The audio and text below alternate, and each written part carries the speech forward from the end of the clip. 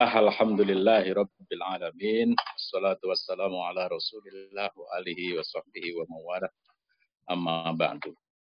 Pertama saya ingin menyampaikan selamat terlebih dulu milad ke-68 UIN Syarif Hidayatullah Jakarta. Terima kasih kepada panitia yang mengundang saya. Terima kasih Bu Amani. Alhamdulillah ketemu lagi dengan Prof. Imam di forum ini. Para pendekar As-Sabiqun Al-Awwalun di dalam forum milad, dan setiap milad mungkin memang perlu diskusi-diskusi semacam ini. Saya kira bagus sekali ya untuk mengingatkan kembali gitu. Setiap milad saya kira khususnya yang sudah UIN itu atau yang belum juga untuk membicarakan hal-hal semacam ini supaya refresh begitu. Kadang-kadang kita sudah lupa juga. Alhamdulillah kita bersyukur dalam keadaan sulit COVID kita masih sehat semua, dan alhamdulillah. Saya diberi judul yang agak sulit ini. Jadi saya tidak bisa mengulang apa yang sudah saya sampaikan dulu ini. Sulit karena ya kita sudah jadi UIN, nggak tahu sekarang berapa UIN itu ya. Sekarang 17 apa 11 ya. Artinya sudah ada UIN gitu. Nah sekarang the existing UIN itu seperti apa? Saya kira itu yang perlu kita lihat in comparison dengan IAIN dan STAIN, dan juga in comparison dengan PTU. Saya kira di situ yang refresh ini tadi pentingnya ada di situ. Jadi kita ini ketika bicara PTKIN tadi itu ada 3 jenis kan, tadi ada UIN, ada STAIN, dan ada IAIN gitu. Nah ketika kita bicara integrasi ilmu, saya kira setelah 15 tahun kita mendeklar adanya integrasi ilmu, lalu Kementerian Agama menerbitkan buku kan itu, implementasi integrasi ilmu di lingkungan PTKIN. Saya kira itu baru tahun lalu itu, 2019 akhir. Artinya setelah 15 tahun ya atau 17 tahun bahkan kita bicara tentang pentingnya integrasi ilmu, Kementerian Agama alhamdulillah sudah menerbitkan buku itu. Dan nanti akan saya sentuh sedikit Merdeka, Kampus Merdeka, Merdeka Belajar. Nah ini gimana hubungannya ini antara dua ini? Saya kira itu topik yang menarik.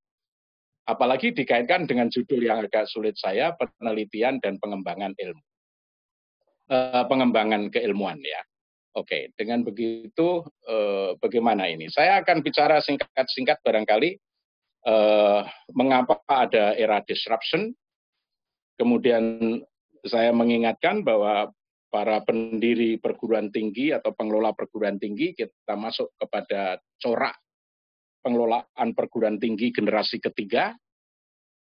Kemudian bagaimana knowledge production dan research di lingkungan dalam payung besar integrasi itu. Kemudian bagaimana memanfaatkan momentum baru. Momentum baru yang disebut Kampus Merdeka, Merdeka Belajar. Nah dengan begitu kita juga harus memahami apa yang terjadi di sebelah sana. Artinya di PTU. Oke, mengapa disrupsi? Ya, karena itu tadi digital platform ini merubah segala macam ya, industri 4. Sebetulnya ketika bicara disruption itu konteksnya adalah industri 4.0. Artinya ketika digital platform itu merubah segala macam. Artinya tradisional model di dalam pembelajaran di perguruan tinggi sudah out of date semua. Begitu kira-kira, artinya dalam ancaman baru. Ya seperti khotot kita ketika ditemukan printing, waduh, itu ancaman luar biasa dan banyak yang menolak. Tapi setelah printing lalu ada perpustakaan besar. Nah sekarang ini perpustakaan besar itu ya masih ada, tapi sekarang sudah ditandingi dengan digital platform itu.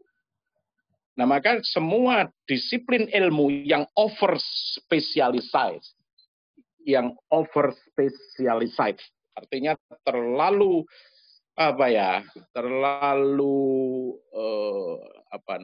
fokusnya itu terlalu tajam, maka akan mengalami gegar budaya dia.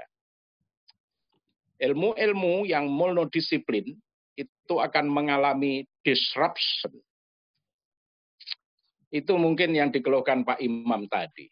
Linearitas bidang studi itu akan menjadi kadaluarsa. Over specialization is almost certain route to extinction. Maka begitu ya, ilustrasinya begini. Ketika Gus Solah mau meninggal sebulan sebelum meninggal, dia mengundang saya untuk dia mengeluhnya begini. Pak Amin, Pak, bagaimana sih nggak bisa Pak dosen itu mengajar hadis plus sosiologi in the same time?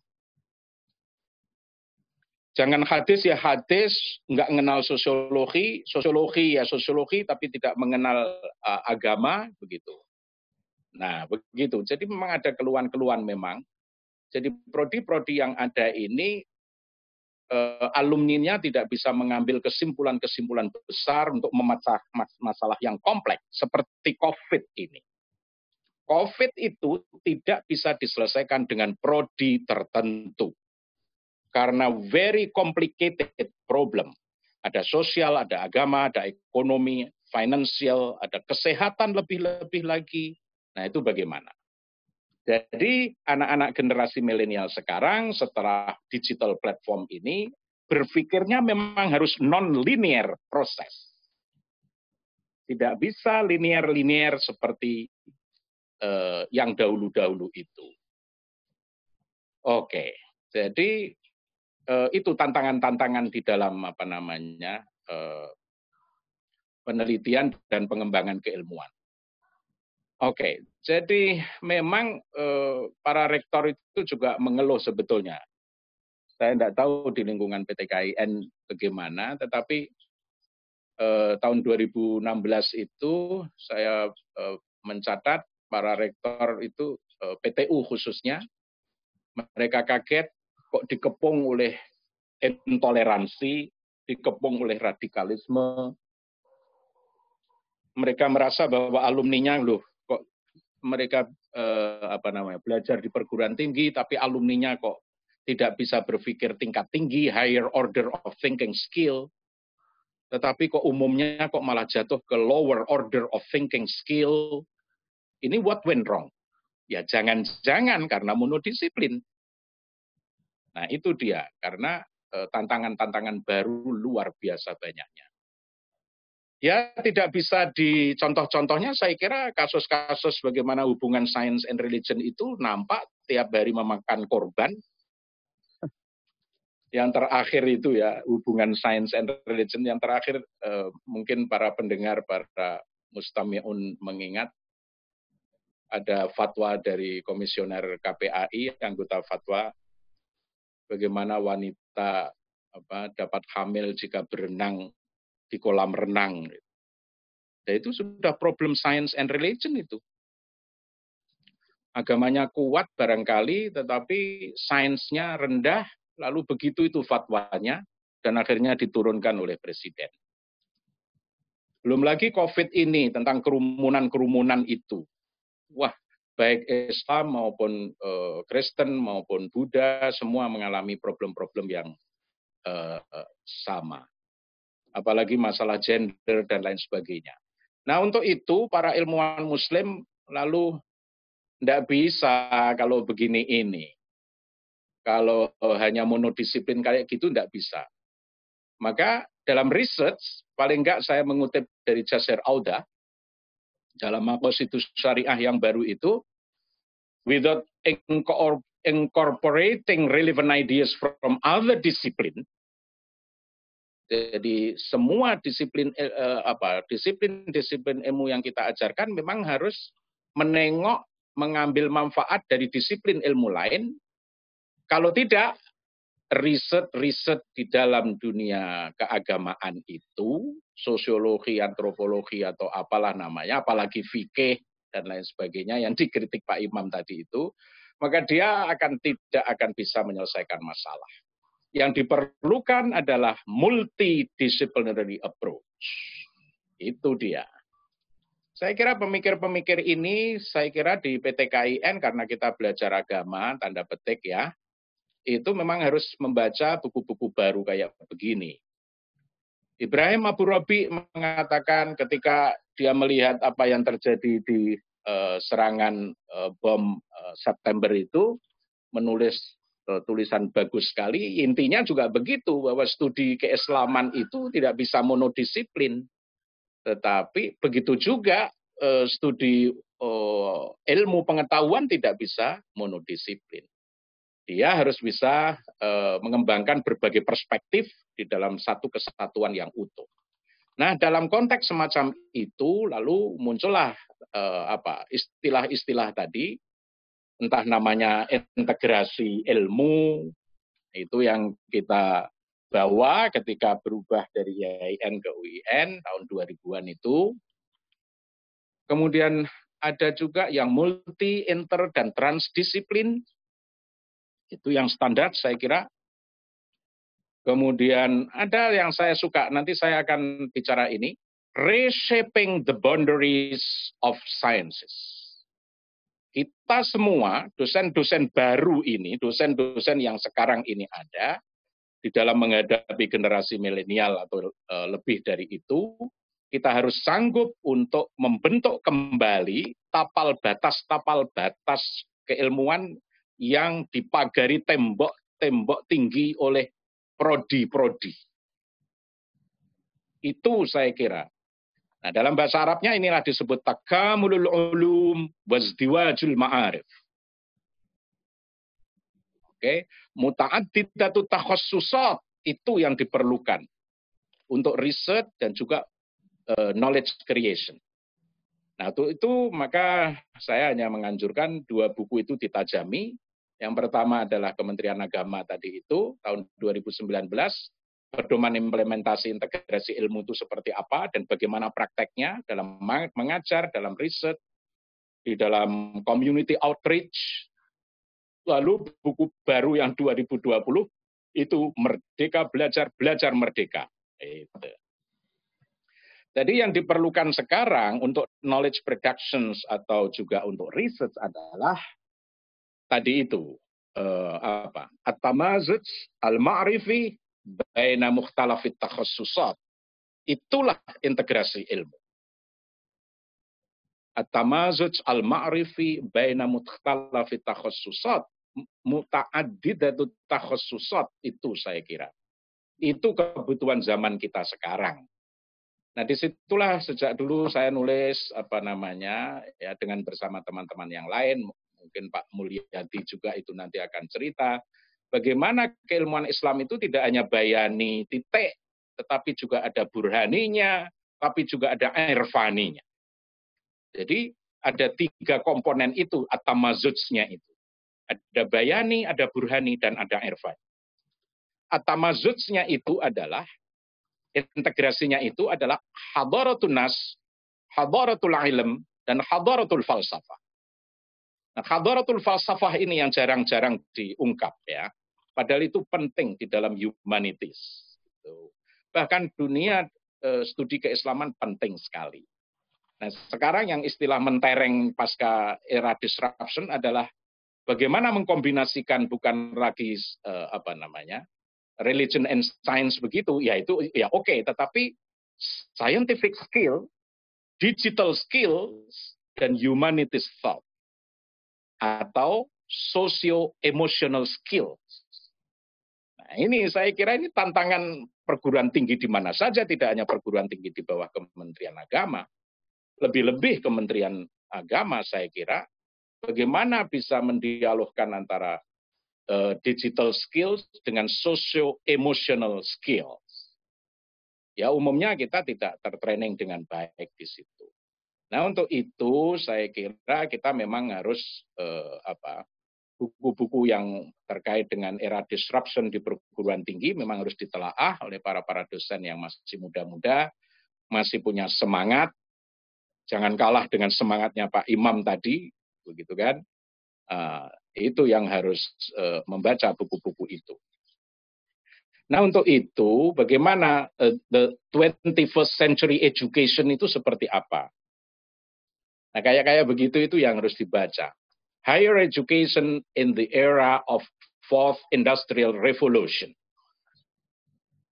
Jadi memang tantangan kita berat ya, berat sekali. Kalau dan Pak Imam tadi mengeluh luar biasa itu, tapi mungkin anak-anak muda sekarang bisa mengatasinya pelan-pelan, tetapi ya tetap harus dalam kolaboratif ya dengan yang lain-lain. Karena anak-anak baru sekarang harus harus terlatih dalam hal 3 hal. Yang pertama, to learn new skill. Jadi semua harus belajar, terus-menerus belajar bagaimana skill baru itu yang ini nanti karena dengan digital itu luar biasa itu nanti perkembangannya luar biasa. Tapi tidak cukup dengan skill ya, tetapi new approach, the way to think-nya itu, cara berpikirnya itu. Cara berpikirnya itu, new approaches-nya itu seperti apa? Kita bisa beradaptasi dengan pendekatan-pendekatan baru atau kita menolak pendekatan-pendekatan baru. Nah, yang ketiga yaitu tadi kita harus bisa menyelesaikan perubahan-perubahan sosial yang luar biasa, apalagi sekarang ditambah dengan COVID. Untuk itu, ini mungkin apa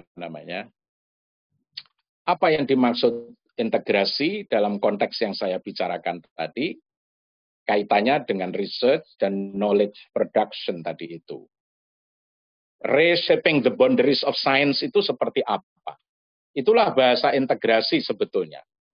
Kalau kita membawa pamflet atau flagship integrasi keilmuan, tetapi tidak bisa mereshaping the boundaries of knowledge, saya kira kita baru berbangga dengan terminologi. Tetapi belum tentu memasuki essence yang diinginkan integrasi itu apa. Okay. Bu Amani tadi sudah mengkritik metafor-metafor tadi itu. Oke. Ya, metafor kata Pak Imam tadi kan peraga saja sebetulnya. Nah untuk memahami peraga-peraga itu kan juga perlu ada konsep gitu. Nah ini beberapa poin tentang reshaping the boundaries of knowledge. The boundaries of fikih dengan sosiologi, the boundary of antropologi dengan kalam mutakalimun. Karena ya tidak bisa kita meninggalkan aturas itu tidak bisa. Turas kita, kitab kuning itu ya seperti itu. Tidak bisa. Yang perlu adalah reshaping the boundaries of science. Oke. Janganlah karena multidisiplin membawa korban. Monodisiplin membawa korban gitu. Ya itu tadi, korbannya banyaklah. Gunung es itu saya kira. Pertama, new forms of learning. Jadi memang harus ada bagaimana itu nanti didesain. Jadi tidak hanya nilai-nilai saja, tetapi ada new form of learning, cara belajar yang baru, yang mampu membentuk kembali boundaries of knowledge itu tadi. Antara science, humanities, dan sosial umpamanya. Gimana itu? Antara science, humanities, dan sosial. Belum lagi agama. Oke, itu satu. Yang kedua, problem-problem yang dihadapi sekarang kan very, very complicated. Global warming tadi itu. Tuhan sudah menciptakan, kata Pak Imam tadi, bumi dan langit. Tetapi sekarang sudah nggak enak dihuni karena global warming.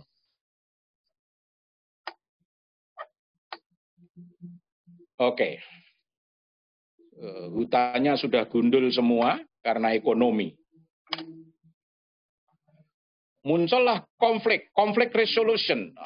Itu seperti apa itu? Konflik di mana-mana. Di Amerika yang maju aja habis dia dengan rasis. Na'udzubillahi min dzalik. Health education, ini COVID. Dan itu very, very complicated. Bagaimana new norma baru yang harus disampaikan di dalam kita kepada generasi baru. Karena COVID tidak akan hilang sama dengan TBC. TBC tidak akan hilang.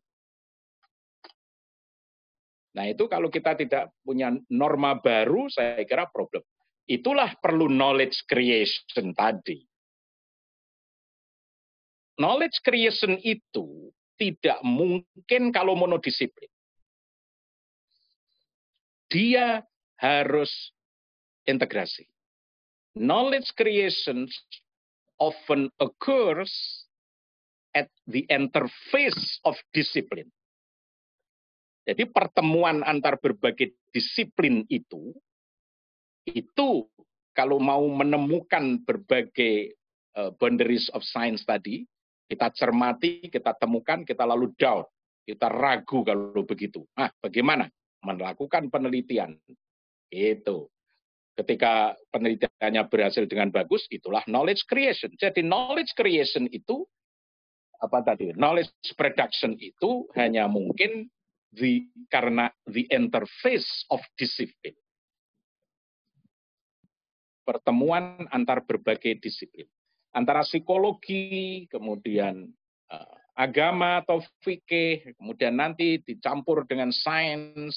Wah itu baru nanti ada knowledge creation.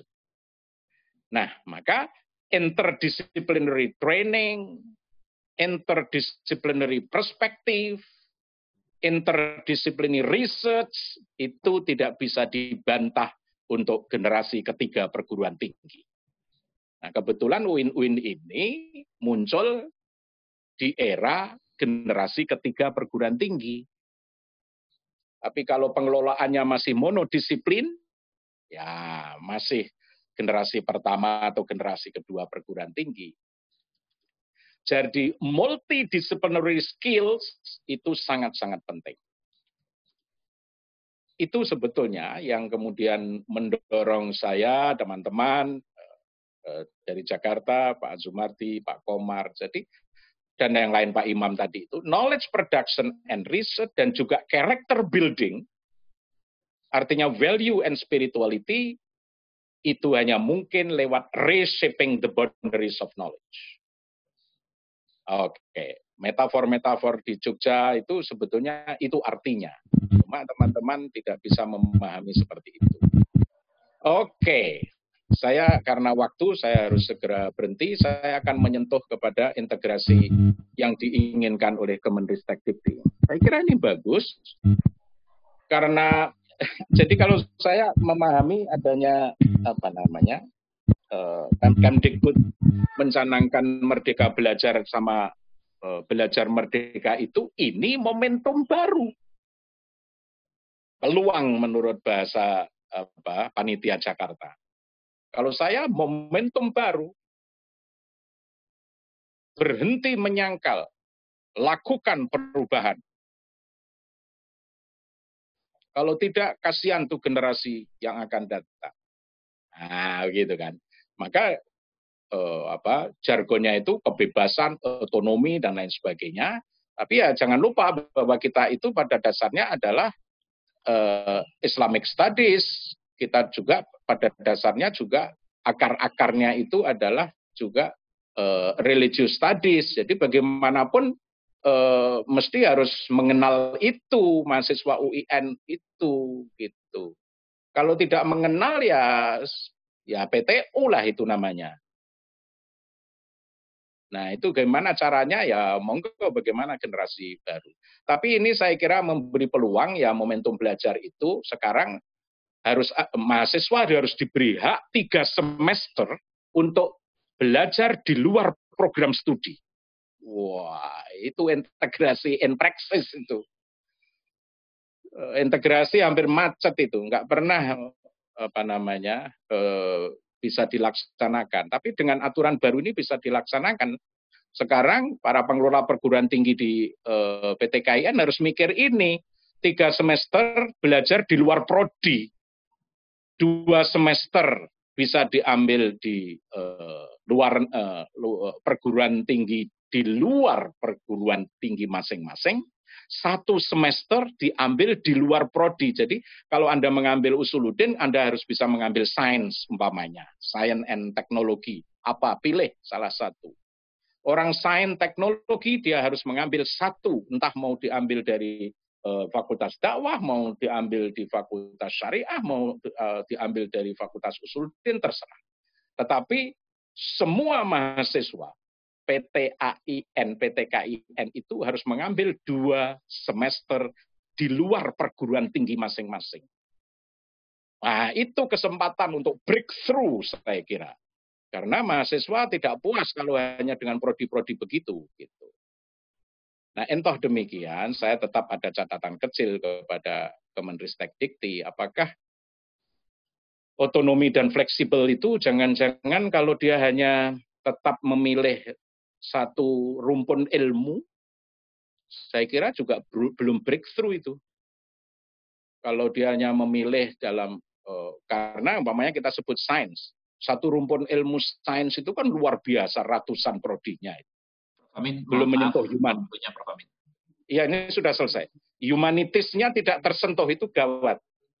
Agamanya tidak tersentuh, itu repot.